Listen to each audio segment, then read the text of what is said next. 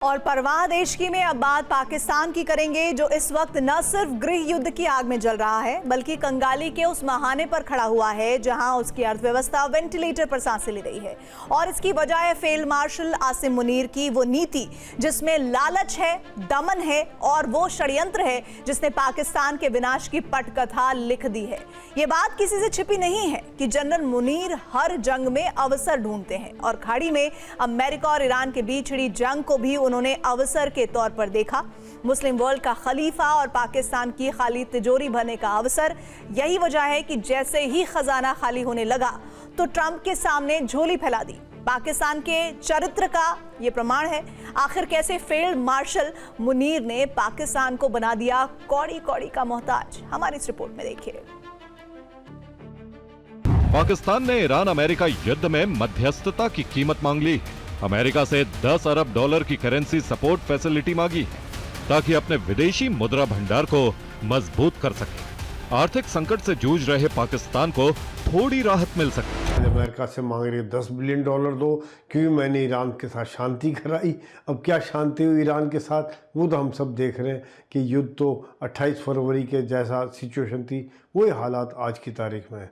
तो पाकिस्तान आज की तारीख में न घर का न घाट का। पाकिस्तान मेरे ख्याल से दुनिया का कोई ऐसा देश नहीं जिससे उन्होंने कर्ज ना लिया हो। कई बार वहाँ के लोग मजाक भी बनाते हैं कि लोग हमें याद करते हैं क्योंकि हमने सबसे उधार लिखा है, कोई हमें भूलता नहीं है। और इसका जिम्मेदार कौन है? क्यों नहीं वो अपना कुछ कर पा रहे हैं? सिर्फ लोग मुझे कहते हैं, मेरी जो बातचीत होती है, कि अगर हमारी सेना और हमारे नेताओं ने देश का बेड़ा गर्क कर दिया, इन्होंने ही पूरा पैसा खा गए।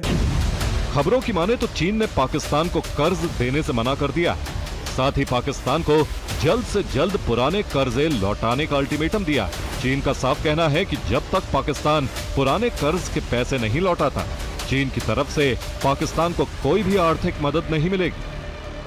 पाकिस्तान के लाल और लगातार जो चाल और चरित्र है वो पूरी दुनिया इससे वाकिफ है। कहते हैं ऐसा कोई सगा नहीं जिसे पाकिस्तान ने ठगा नहीं। यही वजह है कि पाकिस्तान पर कर्ज का पहाड़ खड़ा होता जा रहा है। किसका कितना बकाया पाकिस्तान के पास है, अब आपको वो आंकड़े भी जल्दी से दिखा देते हैं। पाकिस्तान का सबसे सच्चा साथी चीन पाकिस्तान के इस कर्ज वाले जाल में फंसने वाला सबसे बड़ा खिलाड़ी है, जिसे पाकिस्तान की सरकार को 28.9 मिलियन डॉलर देने हैं।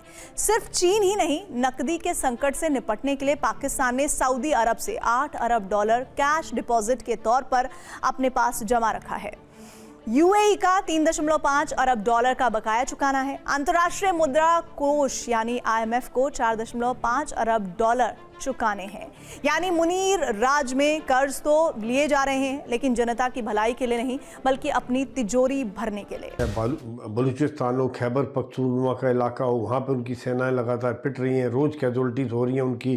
साथ साथ में जो चीनी कंपनियाँ जो हैं वो भी अपने आप को सुरक्षित महसूस नहीं कर रही हैं।